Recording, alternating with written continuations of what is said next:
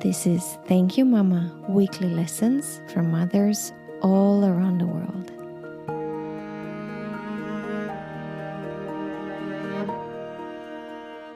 Hello and welcome to another episode of Thank You Mama. My name is Anna Tyder.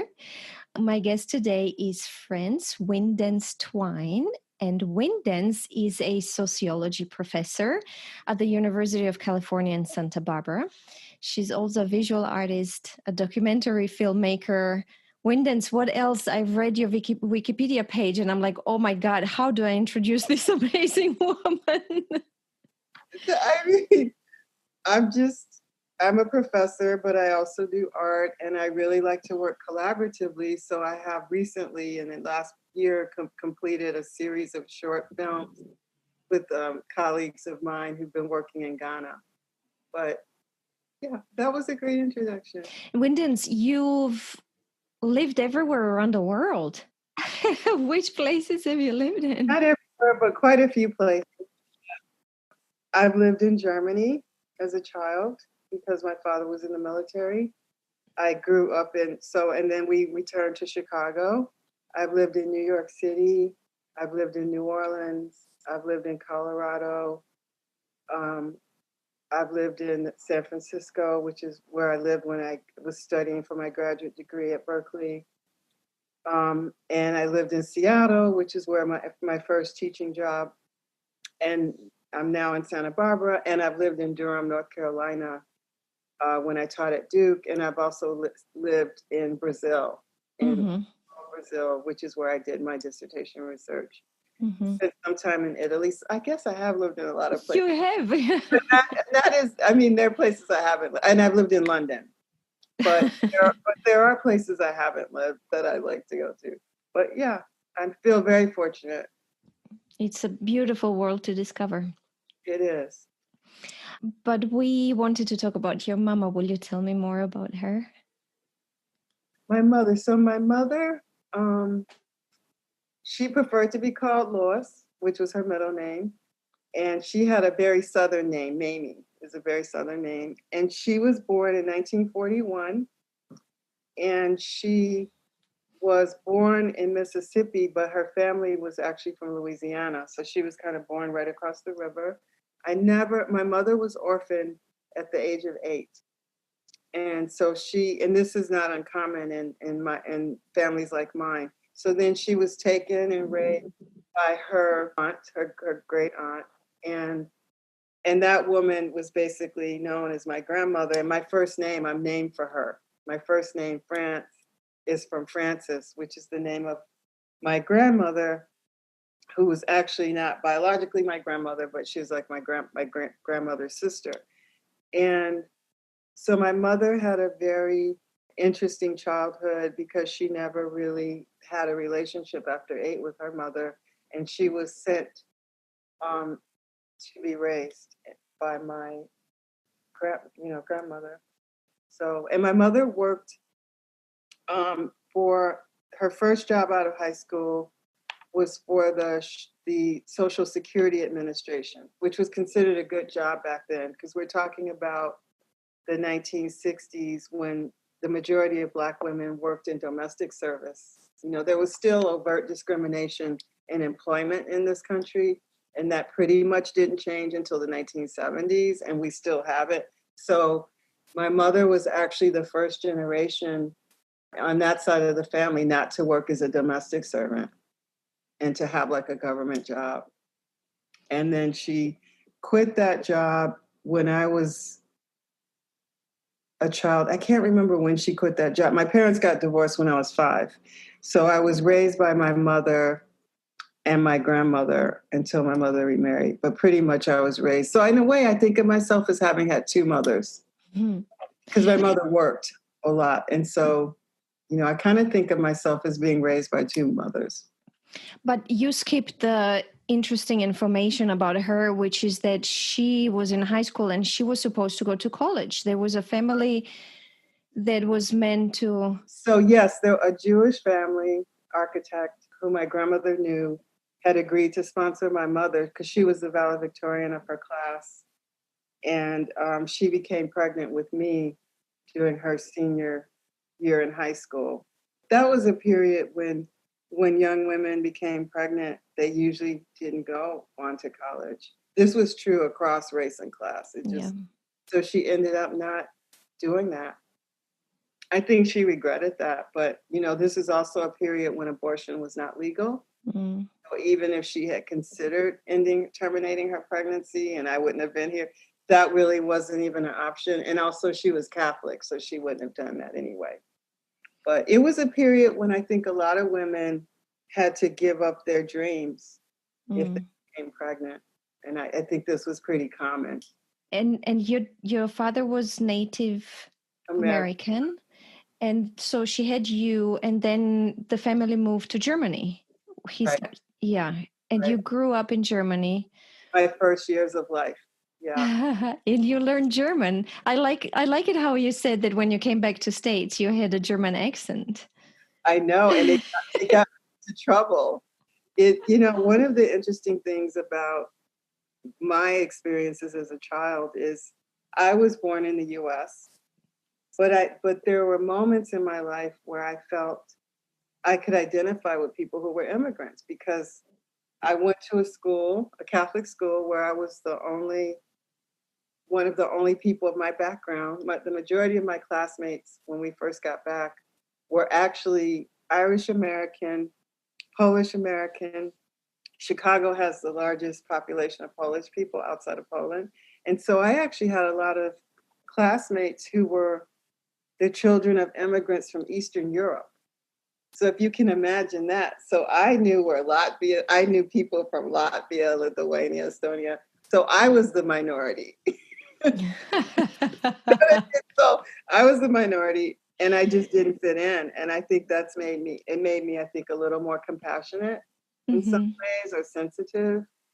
And so I just pretty much shut down for a long time because I didn't really fit in. And I was an introvert anyway. So. And you also have a brother. I have right? one brother. Yeah. I have one brother from both of my parents.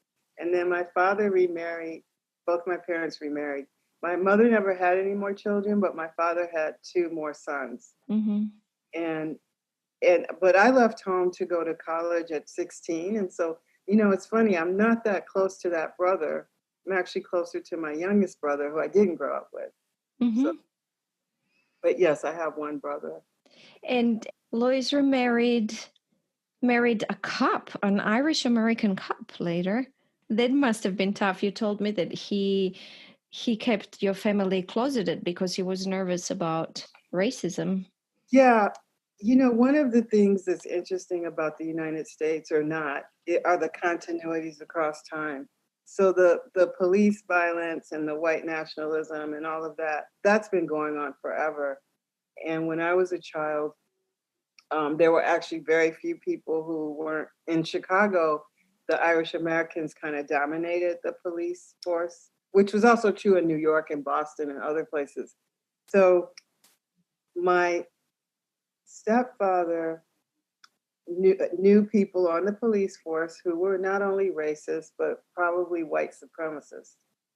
And my mother was very dark skinned. So he didn't want anyone to know that he was in a multiracial family. And it's interesting. You just adjust to whatever situation you're growing up in. You think that's normal. You might not think it's right, but you just do. Okay, well, I guess that's the way it is right now. And she always worked. She worked hard. She later worked for the Chicago Transit Authority. Yes. She had to go to work at around 3 a.m. in the morning. Did you really? Every day? 5 days a week. And wow. That's why I say it was almost as if I had 2 mothers, because there were times when I didn't see my mother a lot because she would go to work, she would come home, she would, then go to sleep. And basically I would go to school when I came home. After my parents divorced, we moved in with my grandmother. And so I grew up in a multi-generational household, which I'm very grateful for. But that gives you a different relationship with your mother, right? Because the entire burden isn't on your mother. And I think Mm-hmm. probably more common for most of human history. We didn't live in nuclear families. Yeah. Yeah. And moms were busy working and taking care of other children. But also you shared the child raising. Yeah. And you also didn't live like now we move Yeah. away from where we grew up. Then I'm probably one of the only people who left my community, meaning I moved away to go to get an advanced degree. But most of my family, they live near each other. And so you sort of were raised by all the women in the family. Mm-hmm. Mm-hmm. So even the concept of mother for me doesn't refer to one individual. It refers to people who mothered you, who parented. Mm-hmm. And often if you have a working mother the way I did, there are multiple people who serve that role. It's interesting, and this is why I'm very excited to invite a historian who deals with motherhood throughout the history. This is very fascinating to me, how this idea of mom and a child in such a close bond, especially such a close emotional bond, is a very, very new idea, actually. Very Women were too busy. They were too busy to do that. well, think about this too. Often, especially prior to the 1970s when contraception became legal, and contraception initially was only available to married women in this country. Mm. When it was first legalized, most of the people who used it initially were married, right, Mm-hmm. to control family size. But if you think about the fact that most women had more than one child until recently, Mm. the concept of an only child was not that, you didn't have that many only child unless there was a fertility problem or whatever. So often older siblings were raising younger siblings. Mm. The whole notion of a mother doing all the work just with the child, that's very modern and very middle class. Yeah. No. And very like not very and not the norm still. Mm. Not sure. I don't think that the majority of families in the United States fit that pattern even today. Mm. Mm. But to go back to Lois, I have a beautiful note here that I wrote down. She worked hard, never complained, and handled everything with grace. Yes. I think one of the things that I did learn from my mother, so my mother had me when she was 19. So she was married at 19. She had me and she turned 20, like I think after I was a couple weeks after I was born. So she was very young when you think about it. I felt like my mother was able to have joy, and she kind of taught me that you can enjoy life and have fun even when things are really hard and you don't have to have a lot of money to do that. She was very playful. She was very she loved to go dancing, loved to go to blues clubs. She took me to jazz clubs as a child. So I think one of the biggest lessons from my mother was you have to play as an adult and you have to find a way to have, and your girlfriends are just as important as the man in your life. If you are heterosexual, your girlfriends are just as important. I think another thing from my mother that I learned, she had friends from very diverse backgrounds, including people who today would be called LGBTQ. That was not the term then. And she was very just open and accepting and very cosmopolitan for someone from her background, in the United States. I think one of the gifts that my mother gave me was do not expect your friends or the people you care about to look like you or to come from the same background as you.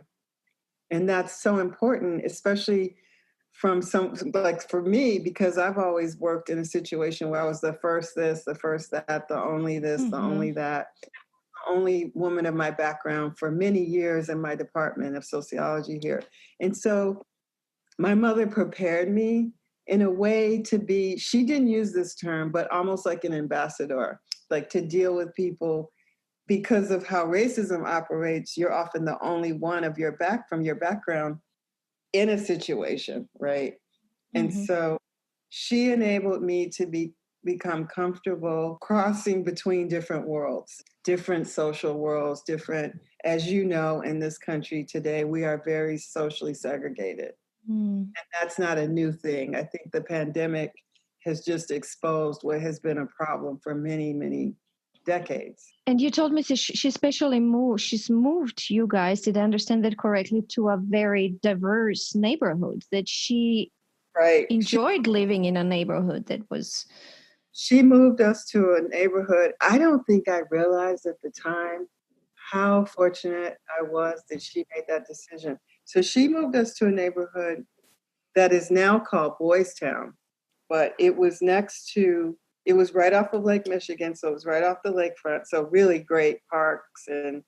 But it was a neighborhood that you had immigrants from Europe, you had a Jewish community, and you had at the time, what was called the gay and lesbian community. I'm using the language from the time. And we lived in a community that had a lot of theaters.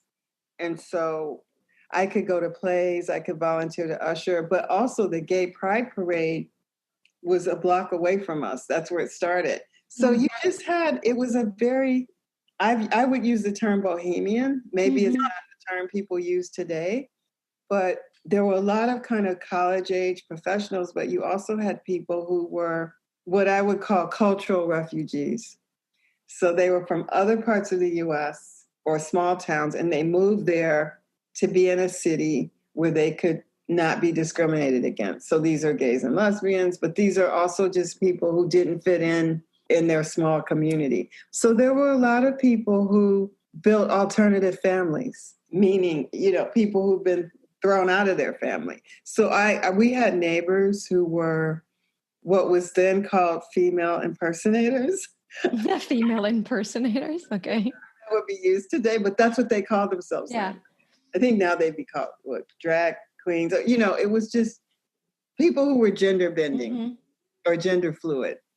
So I grew up around a lot of people who, because of their particular circumstances, they were just very open and accepting.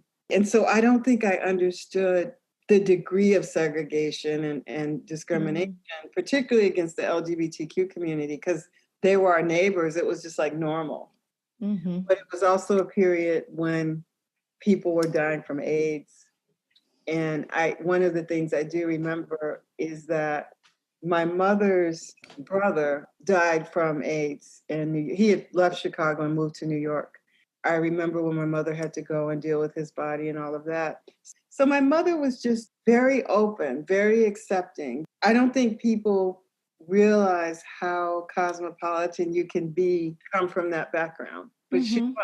And her job also, she met a lot of amazing people because she worked for the Chicago Transit Authority. So she worked as a ticket agent for using the transit system. So she met a lot of times, she was the first person that people were greeted through the day.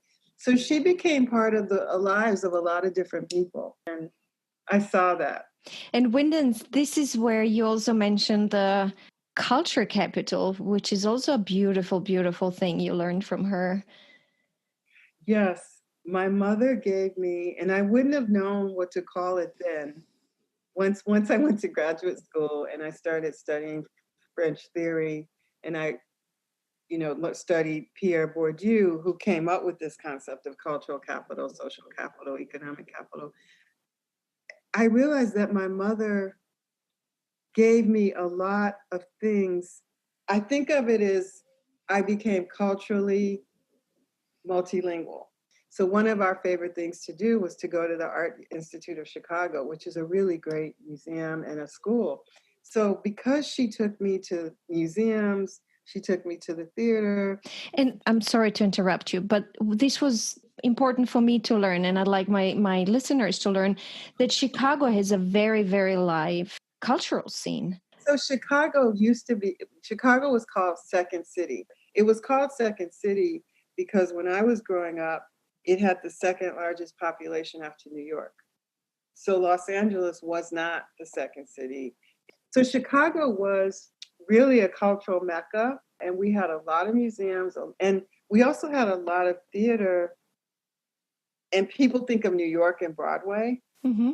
but we had theater that was affordable, and we had a lot of experimental theater because you didn't have to have $100 or $200 to go to a play on Broadway. We have amazing architecture in Chicago too, and Yeah. for the audience, Chicago is the birthplace of American architecture. And she took you to all this. She really installed this into you, but since you were a child. She introduced me to things, and Anna, I don't think I realized as a child, oh, I'm Black, I'm a female, I can't be an architect. I wanted to be an architect. And I think it has to do with when you're introduced to things, you feel like it belongs to you. So Frank Lloyd Wright, who, as you may know, designed a lot of buildings all over the world. He designed the Guggenheim in New York, but he designed the Tokyo Hotel, but he designed a lot of very famous buildings, personal residences, but also commercial buildings. And she would take me to see these buildings. And so I thought, oh, that's normal, to be an architect. And I became obsessed with space and how you organize space. And I'm really into art. And I think I got that from my mother, just exposing that, even though we didn't have a lot of money. So she taught me that art belongs to all of us. It's beautiful to learn how art can unite us, how it can break boundaries. And this is why it's important. It's a universal, it's a language. Yeah. It's a form of communication. Yeah. So I really feel that. And then we had very important lesson and very unique lesson on secret. Right. My mother had a lot of secrets. She never talked about her birth father, because back then they used the term illegitimate. They don't really use that term anymore. But, people would say this person was illegitimate, which is a really horrible term, but that was a very common term if your parents were not married. Mm-hmm. So my mother was the product of an affair. And her father, I never met her father. But the big secret was that my mother was sexually assaulted and abused as a child by some relative. And I think that that's how she ended up getting married so early. But also because of that, my mother was completely controlling of every move I made as a child. Mm-hmm. So I wasn't allowed to go to overnights or what we used to call pajama parties. I wasn't allowed. I had a strict curfew. So 2 lessons came out of that. One lesson is I really was taught to be very disciplined and very, and to really manage my time well, which has obviously helped me as an academic. But I also learned that sometimes your parents hide things from you or don't share them because they want to protect you. And they don't want you to become emotionally damaged. They don't want to transfer their trauma to you. Now, I didn't know that my mother was sexually assaulted as a child until I was almost 30 years old. Maybe I was in my late 20s, but I was like out of college by then. And she never told me. My stepfather told me. And I think that she did not want me to carry that burden. I think she did not want me to carry that. She did not want to have a relationship with me that was organized around that, even though it was organized around that in terms of my limited mobility. So I guess the big lesson, Anna, is your parents have a right to their private life. And you have children, and I don't. I had 2 miscarriages. I don't have birth children, but... Sorry about that. Yeah, but I think that it's okay for parents not to share everything with their children. I think it's really beautiful because I had a mom who overshared her trauma with me. I grew up listening to this narration of all this trauma from her life. And unfortunately, that created kind of numbness with me, where only after she passed away was I able to process that and to understand how deep that trauma was and what it really was. Because my whole life, I heard it so often that I kind of created a wall against it and didn't want to wasn't able to process it. So this is very interesting for me. And I think in a way it's very beautiful that she protected you from that. It was a gift. Yeah. We know that trauma can be passed through generations. And there are some forms of trauma you can't be protected from. Like I can't be protected from racism. My mother wasn't going to be able to do that. But my gift from my mother was that because she didn't share that with me, it meant that I was able to develop healthy relationships with men.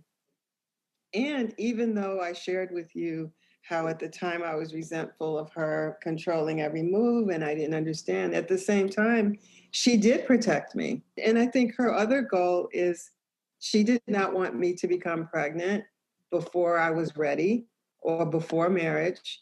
In that sense, I was raised in a very conventional household, right? In that she wanted me to be able to succeed, and she knew that we didn't have the economic resources to deal with an unplanned pregnancy. But not only that, I can imagine that this disappointment that she was so close to going to college and then didn't. Right. I'm sure she wanted to protect you from that. Right. Even though abortion was legal by the time I became really active. Nobody wants to go through that on their free will. It's like, you don't want that for your daughter. No. So it's interesting, Anna, one of the questions you asked is, what lessons have you learned? And I think I've thought about this, and I think for me, it's not just lessons, it's what gifts have you been given by your parents? What gifts were they able to give you? Gifts that aren't about money. So you get an emotional inheritance. So I think what my mother gave me emotionally, what she could give me was a sense of security and a strong sense of self that wasn't based on my appearance, wasn't based on beauty. It was based on my relationship to art, my relationship to other women, my relationship to people who came from very different backgrounds. Mm-hmm. And I learned from her that's not a barrier. Mm-hmm. Yes, your best friend, her parents were from Yugoslavia. One of my best friends growing up, her parents were from Yugoslavia. And I don't think her parents understood racial relations in the US or anything, but they welcomed me into my home. And by the way, her name was Anna. Oh, that's so cute. And when I met her, she could barely speak English. And I went to all-girls Catholic high school. So that's another gift my mother gave me. She sent me to an all-girls Catholic high school named St. Thomas Aquinas. It was run by Dominican nuns. That took me out of the whole dating thing and being involved with boys. Mm-hmm. I think that was really good because I'm very female-centered. Mm-hmm. And so even though I've been married and I have great relationships with men, my mother really did teach me the women will always be there for you. The women are constant. So I'm very what I call gynocentric. I'm gynocentric. In a positive way, right? I'm not talking about sex right now, right? I understand. Yes, about this tribe. I had a guest who said her mom taught her to have a tribe of women she can always rely on. Yes, and my mother taught me that. I had a godmother, and my mother's best friend was my godmother, and so I was just in love with women as a child because I saw the relationships that my mother had with her female friends. And that's a gift because as we know, there are some women who don't have that experience or they're organized only around the man in their life. But I've learned from my mom as well that these women will really always be there for you. They are really, once you have this network of women, everything else changes in life. These women are there. They're there. And the lesson for me, Anna, is I'm not competitive with women. Mm-hmm. I've had friends who were, very beautiful conventionally. I've had friends who were from very wealthy backgrounds. I've had friends who had a lot more than I had material, and I never had any envy. I always thought Mm, of them as, I'm so fortunate to know this person. mm, At this, mm-hmm, so I think she also taught me not to have envy or jealousy or competition with your friends. mm-hmm. Just appreciate them and understand that everybody's carrying their own particular burdens, and some of us are just more able to display or hide whatever we're carrying. Winddance, before we go into what she wasn't able to teach you, I don't know if we want to mention this self-reliance again as something she really. I have quotes here that you mentioned. I wrote them all down where she really tried to instill in you that you have to be able to take care of yourself and not depend on anybody. Yes, so I by the time I was 7 years old, I self-identified as a feminist, which is pretty funny when you think about like that I went to a Catholic school. This is a lesson not just from my mother, Anna, but from all of the women who parented me, my Mm-hmm. aunts, my grandmother, and that is, you may fall in love with someone, you may get married, you may have a wonderful husband, but they could die, they could get injured, they could become, they Leave. could leave, you could leave, You could decide they should leave. decide to leave, which is what happened with my parents. My mother Yeah. left my father because he was Yeah. abusive. My father was physically abusive Mm. and, got addicted to substances in the military. And so one of the things that from a very early age, just watching the women in my family make decisions about leaving, is my mother would always say, you must be able to support yourself and your children. And also, because of the history of Native Americans and Blacks in this country, you do not ever want to depend on the state. And Mm. no matter how much you love someone, make sure that you can take care of yourself if something happens to them. Mm. And it was called Degrees of Freedom. That's how it was explained to me, Anna. You must always have as many degrees of freedom as you can. And one degree of freedom is the ability to leave, to walk away from a situation that is not working Yeah. emotionally or for whatever reason. And so I think what was really good about that is it made me really clear about what I wanted in a relationship. And I always wanted an egalitarian relationship. That doesn't Mm. mean that you necessarily earn the same amount, but it means that you're making decisions together and you're consciously making decisions. I guess it was a lesson from my mother, but it was also a fear. My fear was I never want to be in a position in which I am not able to assert autonomy or to be heard. So one of the ways for me of dealing with that is being able to economically support yourself. I got that from my mother because Mm. I saw the sacrifices that she made to leave my father. When she left my father, she was not employed. She had given up her job after my brother was born. And so she was not employed. She had two children under the age of 5, and she had to go back to work. And this is a period when divorced women were very stigmatized. And remember, I Mm. told you I grew up Catholic. I grew up a devout Catholic. But I grew up in a very Catholic household, a very Catholic neighborhood. All of our neighbors were Irish Catholics for the most part when I was very young. And I saw how they treated divorced women, Mm-hmm. women who wouldn't allow their children to play with me because my mother was divorced. I think the other lesson that I learned was don't end up getting married just to have economic security.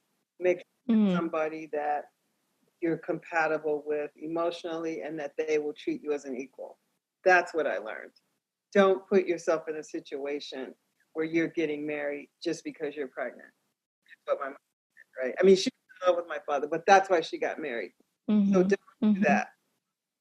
So if you decide to become a parent, make sure you can support that child, um, or at least make sure that the father is someone who is a compassionate person you can work with. That you be a good co-parent. So I got that from my mother. Let's jump into things she did not teach you, or she was not able to teach you, which in my opinion are very important as well. Yes. Yes. So there are a few things my mother didn't teach me that I had to learn on my own, which I've struggled with at times. I would say one was financial literacy. My mother wasn't good with money, but also she didn't have a lot of money. But I didn't really learn the things that some of my friends who grew up middle class or had trust funds or inheritance, they learned about money in a different way from me. That's number one. Number two, I think my mother, because of her trauma, I don't think she enjoyed sex that much. And I don't remember all the details, but I do remember at times she would often say things like she didn't need it, or, I could tell that in her relationship with my stepfather, like she could take it or leave it, meaning sex. So I think that because of that, I think that I did not learn from her that sex isn't just about danger, that sex can also be empowering, it can be joyful. It can, and especially because I'm from the generation that had access to contraception, it doesn't have to be this thing that if you mess up and you're sexually active, it can lead to disaster. So that's what I learned from my mother. What I learned was that sex can be a source of joy, a source of adventure. You can do it in a responsible way. You don't have to deny your sexuality to be safe. I also didn't learn from her to be comfortable with your body. So I had a lot of shame and just discomfort. I was very thin growing up. I was uncomfortable in my body. I tended to wear a lot of black or dark colors, things that covered up or hid my body. So I wasn't comfortable with my sexuality. That's something my mother did not teach me. She didn't teach me to enjoy my body. Enjoy the fact that we have bodies, and bodies are something that can bring us joy. So I didn't learn that from my mother. And I think the sexuality and the financial literacy are two things that she just wasn't able to do. No one had done it for her. And she didn't know how to do it. No, and she was also a product of an unwanted pregnancy. So I guess one of the things she did for me is she never made me feel unwanted, even though I was a product of an accident, right? So yeah, I think sexuality is a big thing because I think we don't have adequate sex education in most schools. And so going to Catholic schools, it was all about fear, and it was just really screwed up. You just didn't. So that's something I had to really learn on my own and through friends and through relationships. Yeah, I think the thing I did learn from my mother was, and I don't think I'm unique, was that. Yeah. Was how do you negotiate your sexual career? When does your sexual career begin? Yeah. And how do you kind of not make it so serious? Like be able to have fun with it. Because I look back now and I think I should have been nude all the time having fun. But I think that's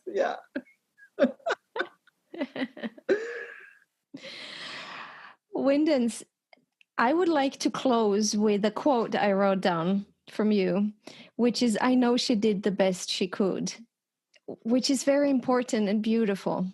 One of my listeners told me that it always touches her when she hears that from the interviews, when we are aware that they did their best, even when they made mistakes. I think, one of the things I'd like to end with is and I guess this is another lesson, is my mother taught me to be compassionate. And so I was compassionate with her.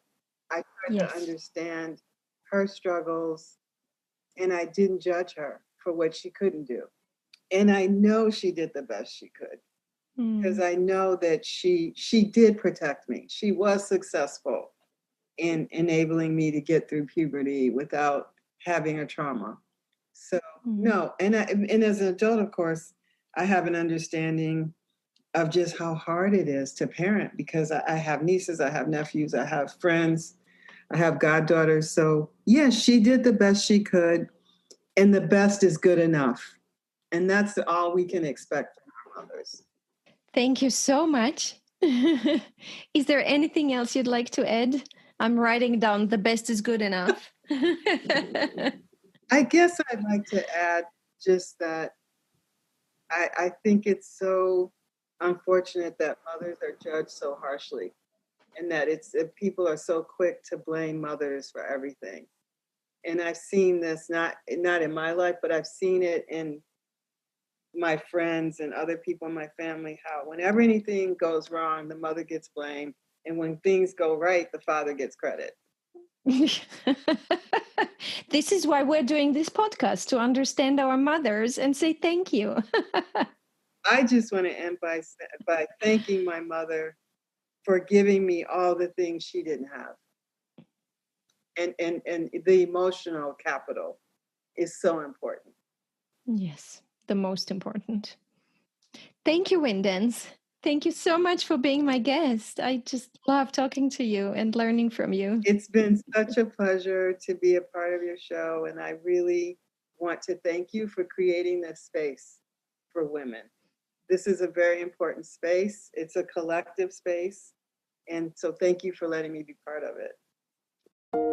If you enjoy Thank You Mama and want to help it grow, please take the 2 seconds to leave a 5-star review on Apple Podcasts. It really helps. If you'd like to get in touch, you can send me a mail at info@thankyouMama.net. You can also find me on Instagram, Facebook, and Twitter under Anna Teider, that's Tajder. This was Thank You Mama. Come back next week, subscribe, and tell your friends.